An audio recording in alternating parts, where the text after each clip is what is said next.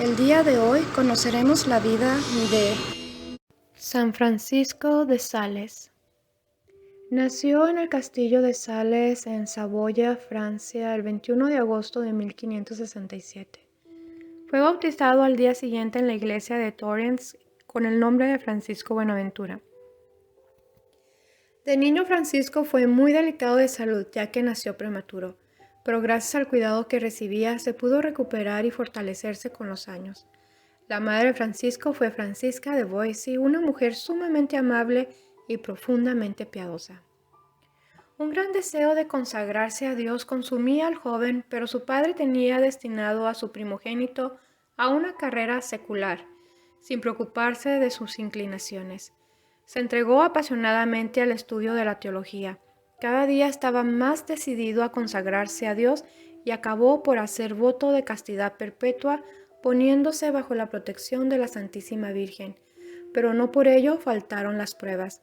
Francisco supo alejarse de toda ocasión peligrosa y de toda amistad que pudiera llevarle a ofender a Dios, y logró conservar así el alma incontaminada y admirablemente pura. Su carácter era muy inclinado a la ira, y muchas veces la sangre se le subía a la cara ante ciertas burlas y humillaciones, pero lograba contenerse de tal manera que muchos llegaban hasta imaginarse que a Francisco nunca le daba mal genio por nada. Pero entonces el enemigo del alma, al ver que con las pasiones más comunes no lograba derrotarlo, dispuso atacarlo por un nuevo medio más peligroso y desconocido. Empezó a sentir en su cerebro el pensamiento constante y fastidioso de que se iba a condenar, que se tenía que ir al infierno para siempre, la herejía de la predestinación, que predicaba Calvino y que él había leído. Se le clavaba cada vez más en su mente y no lograba apartarla de allí. Perdió el apetito y ya no dormía. Estaba tan impresionantemente flaco y temía hasta enloquecer. Lo que más le atemorizaba no eran los demás sufrimientos del infierno, sino que allá no podría amar a Dios. Pero el remedio definitivo que le consiguió que esta tentación jamás volviese a molestarle fue al entrar a la iglesia de San Esteban en París y arrodillarse ante una imagen de la Santísima Virgen y rezarle la famosa oración de San Bernardo. Acuérdate, oh piadosísima Virgen María, que jamás oyó decir que hayas abandonado a ninguno de cuantos han acudido a tu amparo. Implorando tu protección y reclamando tu auxilio, animado con esta confianza, también yo acudo a ti, Virgen de las Vírgenes, y gimiendo bajo el peso de mis pecados, me atrevo a comparecer ante tu soberana presencia. No desprecies mis súplicas, Madre del Verbo Divino, antes bien, óyelas y acógelas benignamente. Amén. En 1588 partió para la ciudad italiana de Padua. Su padre le había dado la orden de estudiar abogacía, doctorarse en Derecho. Estudiaba Derecho durante 4 horas diarias para poder llegar a ser abogado. Otras 4 horas estudiaba Teología, la ciencia de Dios, porque tenía un gran deseo llegar a ser sacerdote. Durante su estadía en Padua, dice el mismo Francisco, que lo que más le ayudó fue la amistad y dirección espiritual de ciertos sacerdotes jesuitas muy sabios y muy santos. A los 24 años obtuvo el doctorado en leyes y fue a reunirse con su familia. Ahí llevó durante 18 meses, por lo menos en apariencia, la vida ordinaria de un joven de la nobleza. El padre de Francisco tenía gran deseo de que su hijo se casara cuanto antes y había escogido para él a una encantadora muchacha, heredera de una de las familias del lugar. Sin embargo, el trato cortés pero distante de Francisco hicieron pronto comprender a la joven que éste no estaba dispuesto a secundar los deseos de su padre. El santo declinó, por la misma razón, la dignidad de miembro del Senado que le había sido propuesta a pesar de su juventud.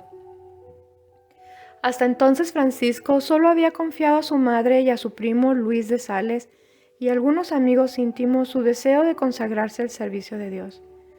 Pero había llegado el momento de hablar de ello con su padre. El señor de Boissy lamentaba que su hijo se negara a aceptar el puesto en el Senado y que no hubiese querido casarse. Por ello no le había hecho sospechar ni por un momento que Francisco pensara en hacerse sacerdote. Después de mucha lucha, pero con el consentimiento de su padre, Francisco se ordenó sacerdote el 18 de diciembre de 1593. A partir de ese momento se entregó al cumplimiento de sus nuevos deberes con un celo que nunca decayó. Ejercitaba los ministerios sacerdotales entre los pobres con especial cariño. Sus penitentes predilectos eran los de cuna humilde. Francisco tuvo que emprender el viaje sin la bendición de su padre, quien consideraba esto una locura. El 14 de septiembre de 1594, día de la Santa Cruz, partió a pie acompañado solamente por su primo, Luis de Sales. En Tonón quedaban apenas unos 20 católicos a quienes el miedo impedía profesar abiertamente sus creencias. Francisco encontró en contacto con ellos y los exhortó a perseverar valientemente. Los misioneros predicaban todos los días en Tonón y poco a poco fueron extendiendo sus fuerzas a las regiones circundantes.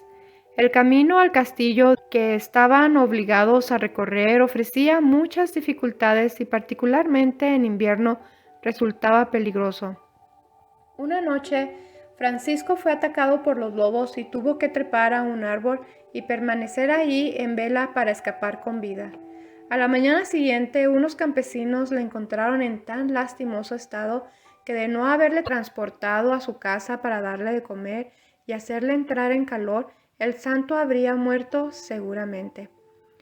Los buenos campesinos eran calvinistas. Francisco les dio las gracias en términos tan llenos de caridad que se hizo amigo de ellos y muy pronto los convirtió al catolicismo. San Francisco hacía todos los intentos para tocar los corazones y las mentes del pueblo. Con ese objeto empezó a escribir una serie de panfletes en los que exponía la doctrina de la Iglesia y refutaba a los de los calvinistas. Aquellos escritos redactados en plena batalla que el santo hacía copiar a mano por los fieles para distribuirles formaría más tarde el volumen de las controversias. Los originales se conservan todavía en el convento de la Visitación de Annecy. Aquí empezó la carrera de escritor de San Francisco de Sales, que a ese trabajo añadía el cuidado espiritual de los soldados de la guarnición del castillo de Alins. Poco a poco el auditorio de sus sermones en Tonón fue más numeroso. Por otra parte, aquellas gentes sencillas admiraban la paciencia del santo en las dificultades y persecuciones, y le otorgaban sus simpatías.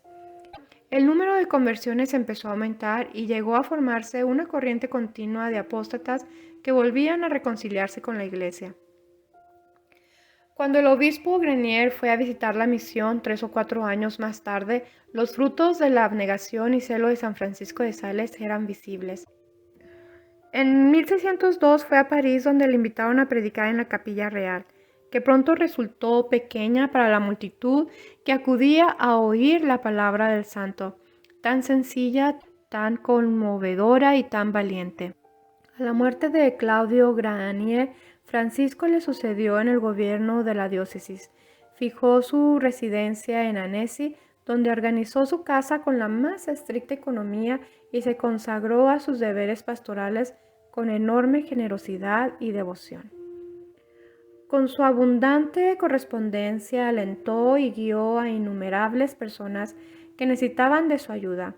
Entre los que dirigía espiritualmente, Santa Juana de Chantal ocupaba un lugar especial.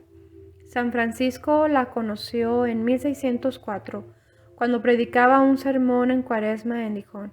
La fundación de la consagración de la Visitación en 1610 fue el resultado del encuentro de los dos santos. En 1610, Francisco de Sales tuvo la pena de perder a su madre. Su padre había muerto años atrás. El santo escribió más tarde a Santa Juana de Chantal: mi corazón estaba desgarrado y lloré por mi buena madre como nunca había llorado desde que soy sacerdote. San Francisco habría de sobrevivir por 9 años a su madre, 9 años de inagotable trabajo. En 1622, el duque de Saboya, que iba a ver a Luis XIII en Aviñón, invitó al santo a reunirse con él en aquella ciudad. Movido por el deseo de abogar por la parte francesa de su diócesis, el obispo aceptó al punto la invitación, aunque arriesgaba su débil salud, un viaje tan largo en pleno invierno. Parece que el santo presentía que su fin se acercaba. Antes de partir de Annecy, puso en orden todos sus asuntos y emprendió el viaje como si no tuviera esperanza de volver.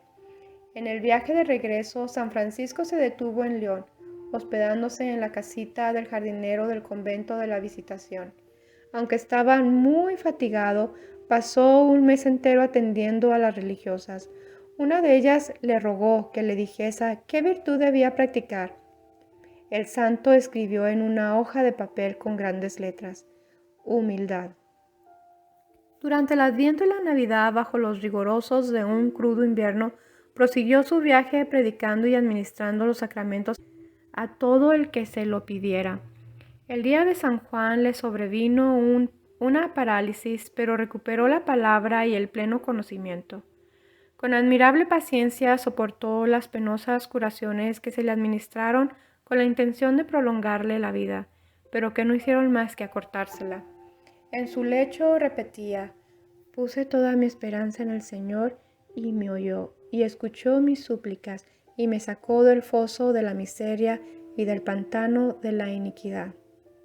Su última palabra fue el nombre de Jesús, y mientras los circundantes recitaban de rodillas las letanías de los agonizantes, San Francisco de Sales expiró dulcemente a los 56 años de edad, el 28 de diciembre de 1622, fiesta de los santos inocentes. Había sido obispo por 21 años. El 29 de diciembre la ciudad entera de León fue desfilando por la humilde casita donde había muerto el querido santo. Y era tanto el deseo de la gente de besarle las manos y los pies que los médicos no lograban llevarse el cadáver para hacerle la autopsia. San Francisco fue beatificado por el Papa Alejandro VII en 1661 y el mismo Papa lo canonizó en el 1665 a los 43 años de su muerte.